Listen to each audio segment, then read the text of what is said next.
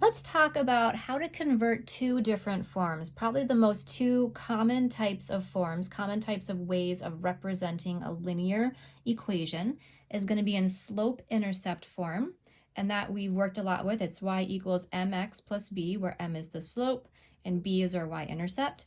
This is a really easy form to work with because you can immediately tell what your slope is and what your y-intercept is and what your graph should look like.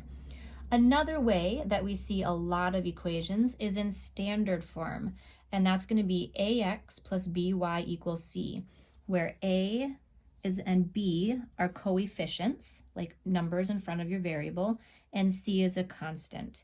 And generally in standard form, a, b, and c are supposed to be integers. You won't always see it this way, but if you're wanting to list it in standard form, the correct way would be to have integers for these three numbers, not fractions or decimals. And we generally want our a coefficient to be positive. Again, it won't always be like that in examples, but if you're wanting to write it in standard form, that would be the correct way to write it. But we need to know how to be able to flip back and forth between these two forms. How do I change it from standard form to slope-intercept? And how do I do slope-intercept into standard form? We're going to practice going from standard form to slope-intercept form in this video. So we have two examples here from our packet from page 157. So number one is negative 3x plus 2y equals 2. And what we have to do is we have to convert this equation from standard form to slope-intercept form. You'll notice that each of our coefficients and our constants is an integer. This one is negative, but it's what they give us, so that's fine. How do I change this from standard form to slope-intercept form? I want to still have the same equation. I'm just going to rearrange some things.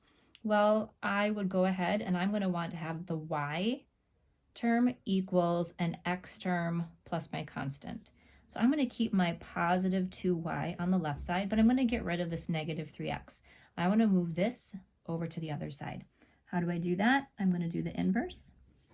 Negative 3x and a positive 3x will cancel out, and I'm going to add 3x over here. So now I still have this positive 2y equals, I'm going to go ahead and write my 3x term first because that's the way that my slope-intercept form looks like. So I have a positive 3x, and then I have a positive 2. Again, there's an invisible addition or a positive sign in front of that too. All right, I have it in this y equals x plus b, or constant, but I don't want any coefficient in front of my y. So what do? I'm just going to divide everything by 2. I divide my left side by 2, and I divide this entire right side by 2. That means that this term gets divided by 2, and this term gets divided by 2. So I have y equals, and I'm going to write them separately, 3/2 x, and then 2 divided by 2 is 1. And there I have my slope-intercept form. Y equals 3/2 x plus 1. So this equation and this equation are describing the same line. They just look a little bit differently. Now on in our packet, there's also an additional step. It says graph it. And so we're going to go ahead and graph this. So number one, my equation that we just found was y equals 3/2 x plus 1. So I'm going to start by graphing my y-intercept, which is positive 1. So that'll be right here. And then I'm going to graph 3/2. That's up 3 over 2. So up 3 over 2. I could also go down 3 to the left 2. And I'm going to connect them with a straight edge. And the directions said, print this letter in the box. So it goes to this letter R, so I'm going to use R for box number 1. All right, let's go ahead and do one more example. Number 5, I need to change 3x minus y equals 1 into slope-intercept form. So again, you can kind of think, what is the invisible coefficient in front of this y? and this would be a -1.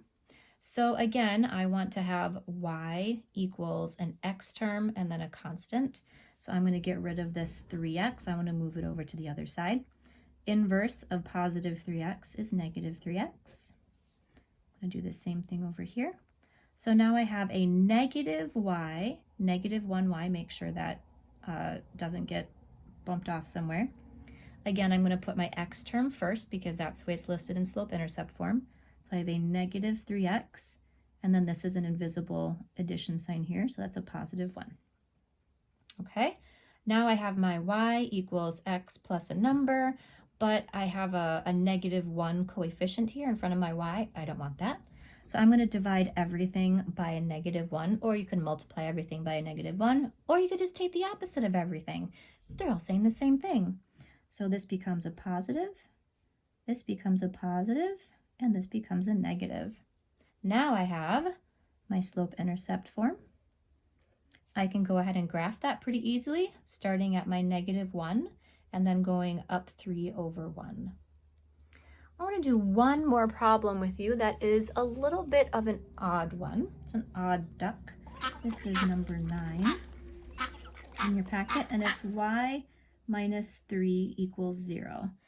And this one stumps some people because they take a look at it and go, okay, well, is it an even standard form? I don't know. I don't even have an x term. This technically is in standard form. My x term is technically 0x because I would have no x. How do I change it into slope-intercept form? Well, slope-intercept form is simply y equals, I could have a 0x plus a constant, so I'm still just going to get y by itself. I'm solving for y.